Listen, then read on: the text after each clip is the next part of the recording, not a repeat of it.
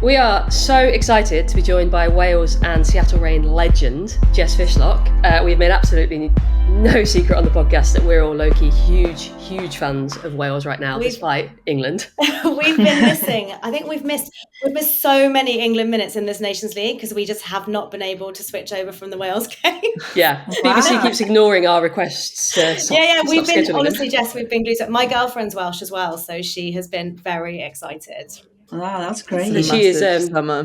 She's very jealous that we're getting to chat to you. So thanks so much for coming on the pod. I guess first off, massive congratulations for reaching the Euros. What was it like when that final whistle blew in Dublin? And also, who partied the hardest in the celebrations afterwards?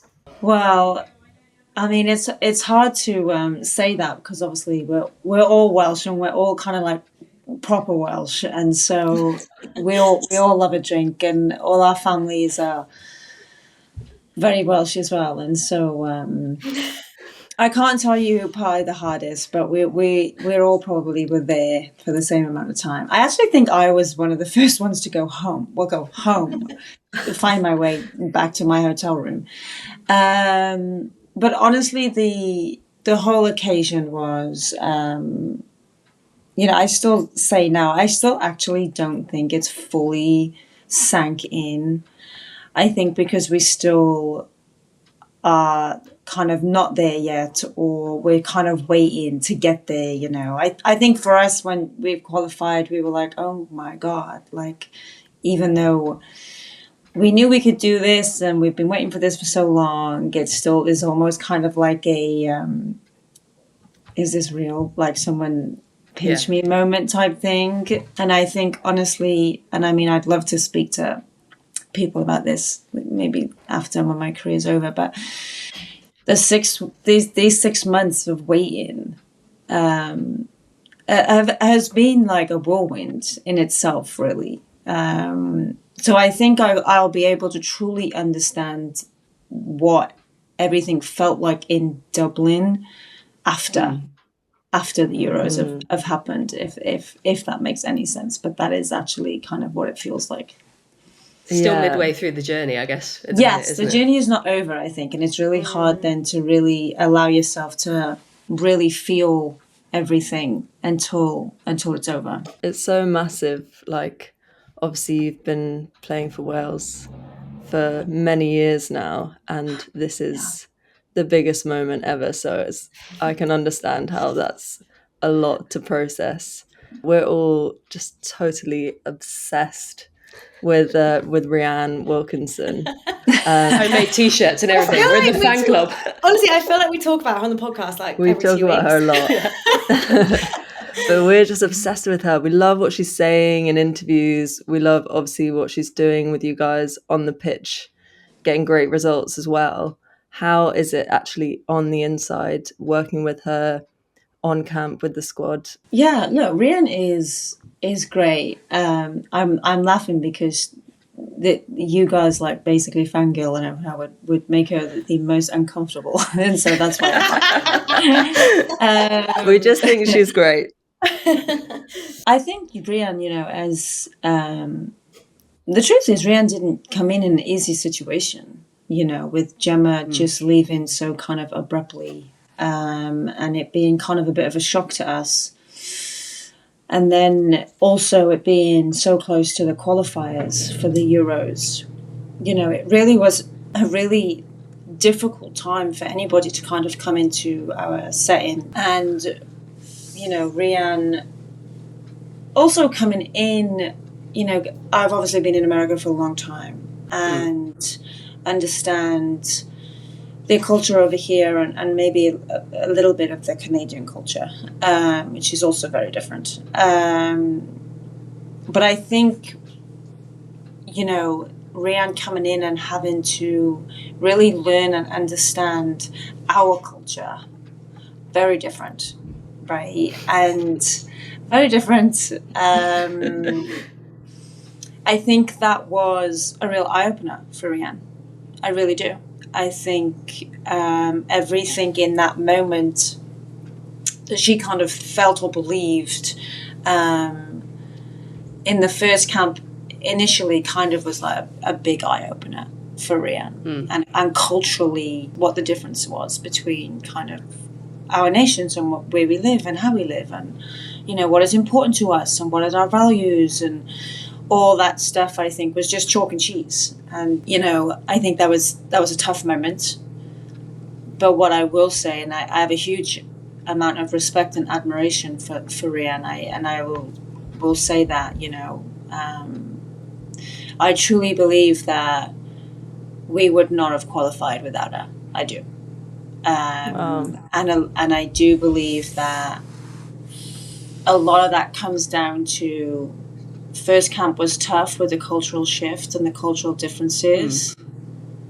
But the amount of work Rian put in to learn about us, to understand our country, to understand who we are and what is important to us, and then to build the group through that, and then on the field through that, it really says a lot about the type of person that Rian was and is. And ultimately that is, I think, a big factor into what she's been able to do with us, because I think she just kind of went, oh, okay, wow, this is different. I need to adapt, and I need to respect the culture and who these people are, and then I need to start again. And she did that. And I think not many managers would have done that. I think that is one of the things that we really like about her, that really comes across in her interviews, is how well she knows her players, how much she respects her players, and how important she knows that is to kind of value all of you individually for it to work on the pitch. And I think that is something we've talked about that really comes across when she gives interviews. But yeah, looking forward to the Euros, obviously you've been drawn in a group with England, which is a nightmare for us. But how does that feel kind of in a group with one of the home nations? Is that rivalry something that really kind of motivates you guys? When the draw happened, and the group was going through, a couple of the girls from the Welsh group were texting each other, and we were just like, we're gonna get this group. We just know we're gonna get this group. I think the thing with playing England is obviously that it's a huge rivalry, and more like geographically probably than anything else. A lot of the girls know each other, which is always fun and always nice, and always a little bit gritty, when you know people and you're going to play against them. And yeah, I think the group is such an interesting, complex group with its dynamic, really, and we are really looking forward to kind of playing our part in it, if that makes sense. The ability of what we can do within the group and within its complexities. And I think, we're super excited for that. And I just know that the game against England is going to have so much riding on it. I think that's going to make it, it's going to make it fun and interesting. It's going to be such a big one. I feel like everyone is going to be tuning in for it. I mean, we're lucky enough that we're going to be there in person. Nice. But it's going to be so cool. I think what's really nice, I think people sometimes when teams qualify for like a major tournament the first time, it's like, oh, you're happy to be there, but like, don't know what that team will expect going in. But what I've loved coming out of like everyone in the Wales camp, whether it's like yourself, I was reading something from Hayley Ladd before, it's like, you're not just going there to participate, you're going there to like actually compete as well. And do you think, like, have you always, is that kind of like competitiveness and competitive spirit like always sort of driven you as a footballer, like from the start, or is it something that's sort of become more of a motivating factor as you've gone through your career? Great question. I think before, like when I was younger, I was always so competitive, man. It was crazy. In all the sports that I played, and I'm one of 6 kids, so obviously like sibling rivalry was like high on our list of day-to-day activities. Even today I still have, I scored a goal the other day, and my brother is messages in the family group, and he's just like, well, I could have scored that, or I taught you everything I know, and then my dad's in there, and he's Unbelievable. going, you can't finish cooked dinner. Do you know what I mean? Like all this is so yeah, really kind of ingrained in me from a young age, for sure.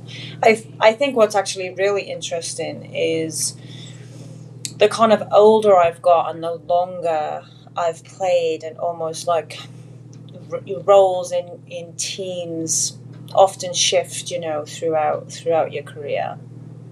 And it's not that I'm less competitive now. I'm still super competitive, because that's just ingrained in me. You know, I can't really change that. But I have more of a kind of understanding now of moments to kind of really like let that loose, and then moments of you know, growth areas as teams, and kind of like, you know, holistic bigger picture and all that kind of stuff. And so I think that is a nice balance to have. Sometimes in this day and age when you're playing so many games and every game is like a pressure cooker, and I think it's just kind of nice sometimes to be able to take a step back and go, okay, what's the bigger picture here, you know? Kind of like these Nations League A games, really, you know, there's always such a bigger picture because we're going to go to the Euros. Equally, obviously, you want to stay in Group A and you want to fight and you want to do all this, but you know, you can't. If we come out of Nations League A and we're so upset and we're so devastated, then we're not going to be in the right mind frame for what we want to do in a month, right? And so sometimes you have to really understand when it's like, right, we're competing right now, and this is it, and this is war, and you know, like putting your war paint on, or kind of like, right, we are doing this, but there is a bigger picture, and I think I've got a pretty good balance of that. But equally, I can't wait to put my war paint on for the Euros. Yeah. So it's like not every game's a final, but most of them still can be. Yeah. You know, 98% are, but there's always those 2%. You know. Yeah, definitely. One of the things, speaking about the Nations League, one of the things that we do on our podcast is during the season, the domestic season, we each pick our Screamers of the Week, and it's kind of a running competition we have. I just wanted to say that the NWSL has so many outrageous screamers, I think the style of play is just a bit more open than it is here. Yeah. But also, if the season had still been going, your goal against Italy would definitely have been my pick last week. We'd be fighting over that one. Do you have a kind of favourite screamer you've ever scored? Oh. Not to put you on the spot. Yeah. No. Yeah. I think honestly, my the volley that I did for Wales against Bosnia in the World Cup playoff semi-final. Has to be up there for me, just because of like the boxes it ticked. Like it was a volley. Everyone loves scoring a volley. Let's be honest here. Volleys, you know, so volleys is what you were practicing in your garden when you were like 6, and you're like, Dad, throw me the ball. Yeah. And, you know, like volleys are up there with like some of the best, just nicest feelings ever. But kind of the magnitude of the goal. 3, it was like an extra time. Like it was just, you know, my wife would come over for her like first game ever in Wales. Like it was just everything in that kind of moment was like almost like a perfect situation. So oh my God, that is like the ideal. Nice. Everything falling into place. We're going to have to dig out that video, I think. I think so. We're going to have to clip that up. The funny thing is, Maya did like an analysis of our Screamer of the Week picks the other day, and I apparently picked 71% of all of the volleys that were picked. So she loves the volley. I can appreciate. I do remember doing that as a kid, like practicing the volleys, and the fact that I always kicked them over the fence. I was like, oh, I'm a defender. I'm not. I don't think I'm a forward. Exactly. Yeah. lashing them all over the place. I guess on a more serious note, as much as we could talk about, like, run through the Rolodex of all of your goals, and actually weirdly, I saw on TikTok earlier, there was a clip of you and Kim Little doing like rock, paper, scissors to take a free kick, which I then Kim saw then scored. this. I was like, we could just go back and talk through like what everyone you wanted to score, everyone you loved. But I guess maybe like a slightly more serious bent. Women's football has got, you know, more eyes than ever. It's more in the spotlight. Yeah. And you've throughout your career have been really outspoken about how football should be inclusive and it should be really sort of accepting and welcoming everybody. I guess how important do you think it is to keep using that growing platform to highlight inclusivity and representation with the game? And is there something you think like the game could be doing more in that respect? Yeah, I think it's something that we have to keep talking about regularly. I don't think inclusivity is something that you can ever really take your foot off the gas, because I think as soon as you do, you know, people miss out on the chance of experiencing the euphoria of sports. And I think sometimes we really kind of lose sight of, you know, the greatness of sport and what it can do, regardless of like not even elite level. Like elite level is you know, is something that we all talk about. It's what everybody watches. It's what draws everybody in, you know, and I understand that. It's the moneymaker for sure. But, you know, I think we forget the importance of sports at grassroots level and the social side of it, the developmental side of it. And for me, you know, I really do believe that is probably the most important thing about sports. And everybody has a right to that, you know. And it would be so unfair for anybody to kind of start deciding who has access to that and who doesn't. You know, and I think that society sometimes can lose sight of the real purpose of sports.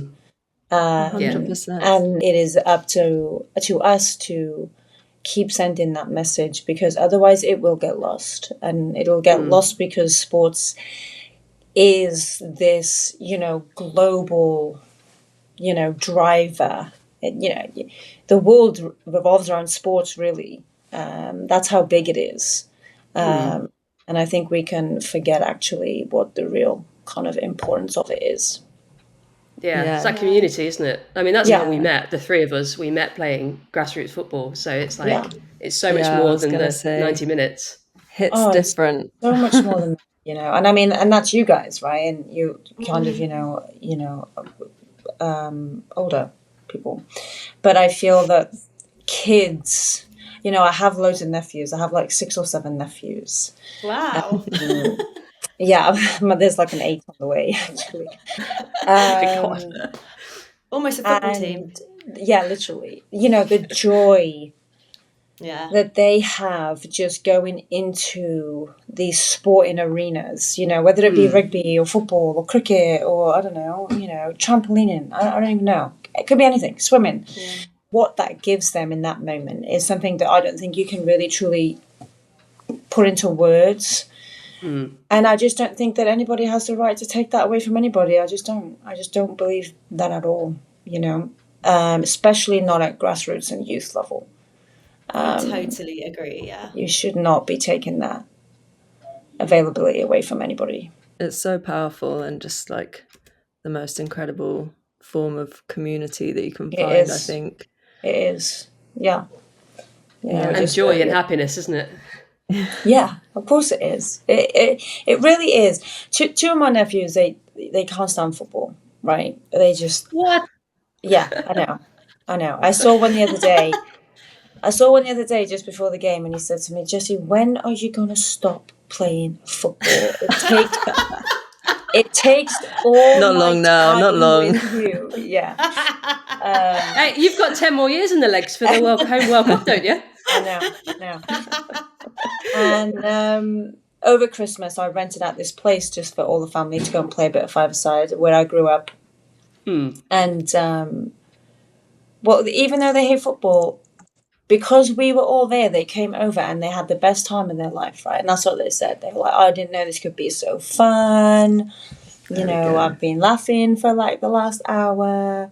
And they were like, "I don't even like football." And I was like, "Well, that's because you don't actually care about the football, mate. And that's fine. But what you're actually so happy about is community and friendship and, you know, all of this stuff that you won't understand, but I understand." And I think, you know, that's the beauty of it. Yeah, just like play as well, that feeling of even as an adult being a kid again, and as a kid being able to be a kid. It's just like so much fun, and we don't like remember how important fun is. Yeah, I've recently, it reminds me of like when we were watching the World Sevens tournament recently. Did you watch any of the World Sevens thing? A little bit, yeah, a little bit. It was crazy. It just looked like the teams were having so much fun, and we were kind of like a bit skeptical, but we ended up being quite into it. We loved it. We were converted. Yeah. How would you feel about Seattle Reign doing it later this year? Because that's apparently going to the US. Yeah, I think it is, right? Maybe in November or something. Would you be into it? Yeah, I mean, I love a little tournament. You know, who doesn't love a tournament? I think what's hard is obviously our playoffs. We don't know who's going to be in, who's going to be out. I'm sure, hopefully, maybe you can kind of, I don't know, pencil it in, as they say, until unless we get in the place. I think that's what's hard about the calendars, you know, is you would just love like this, you know, worldwide like tournament of all the clubs from all over the world. I know they do a Club World Cup, but you know, you would love that at a optimal time for all clubs when they're all peaking, but it's just too hard to try and get that, I think, together really, because all of the leagues and they run at different times, and the international calendar is something that needs, you know, a little work. When will you be joining back up with the team ahead of the Euros? Do you know yet, or if you can't reveal, obviously that's fine. I believe that Wales have a preparation camp just prior to heading out to Switzerland. So yeah, we'll be heading back for that, which within a couple of weeks, I think. Honestly, it's I don't so really exciting. I've not enough time to look at everything. It's coming up fast. I mean, we're getting ready to go to Switzerland soon, I feel like. I know. Yeah. Our plans, our training camp, which is just how many practicing beer drinking and like sunscreen and stuff. Less tenuous. Our training camp started 2 weeks ago in Lisbon. Yeah. And it continues. Big footy summer. We've been putting in the hard miles. I hope you bump into the Welsh Red Wall, because I just know that they are going to be outrageous over there. I think so. Jess, my girlfriend will be. We are actually getting her a Fishlock shirt.